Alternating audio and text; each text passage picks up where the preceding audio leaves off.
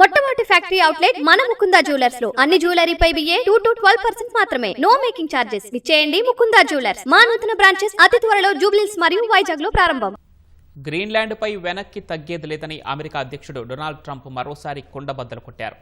ఎవరేమనుకున్నా సరే వ్యూహాత్మకంగా కీలకమైన ద్వీపాన్ని స్వాధీనం చేసుకుంటామన్నారు. అందుకోసం సులభమైన మార్గాలను అన్వేషిస్తున్నట్లు ట్రంప్ పేర్కొన్నారు. అగ్రరాజ్యం వైఖరిపై మండిపడుతున్న డెన్మార్క్ నాటో కూటమి దేశాల మధ్య యుద్ధం మొదలయ్యే ప్రమాదం ఉందని హెచ్చరించింది.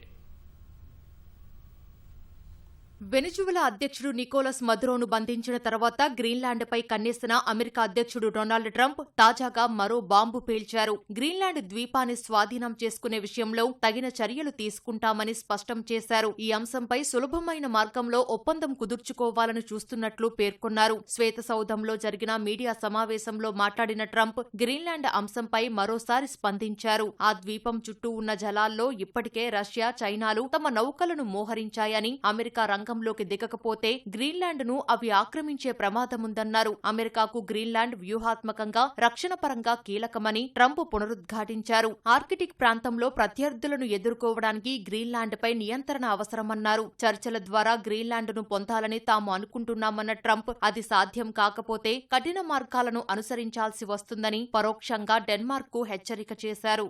అగ్రరాజ్యం చర్యలపై మండిపడ్డ డెన్మార్క్ గ్రీన్లాండ్ను బలవంతంగా స్వాధీనం చేసుకోవాలని చూస్తే అది నాటో కూటమి విచ్ఛిన్నానికి దారితీస్తుందని హెచ్చరించింది. నాటోలోని ఒక దేశం మరో దేశ భూభాగంపై దాడి చేస్తే అంతర్జాతీయ భద్రతా వ్యవస్థ కుప్పకూలుతుందని డెన్మార్క్ ప్రధాని మెటే ఫ్రెడరిక్సన్ మండిపడ్డారు. గ్రీన్లాండ్పై దాడి చేస్తే అగ్రరాజ్యాన్ని ఎదుర్కోవడానికి తాము సిద్ధంగా ఉన్నట్లు డెన్మార్క్ పార్లమెంటు సభ్యుడు రస్మస్ జార్లోవ్ తెలిపారు. రెండు దేశాల మధ్య రక్షణ ఒప్పందం కుదిరిందని, అందులో భాగంగా గ్రీన్లాండ్లో మైనింగ్ కార్యకలాపాలను చేసుకునేందుకు అమెరికాకు అన్ని హక్కులున్నాయని తెలిపారు. గ్రీన్లాండ్ జోలికి వస్తే తమ సైన్యం ఎవరి ఆదేశాల కోసం ఎదురు చూడకుండా నేరుగా కాల్పులు జరుపుతుందని డెన్మార్క్ రక్షణ శాఖ ఇప్పటికే హెచ్చరించింది.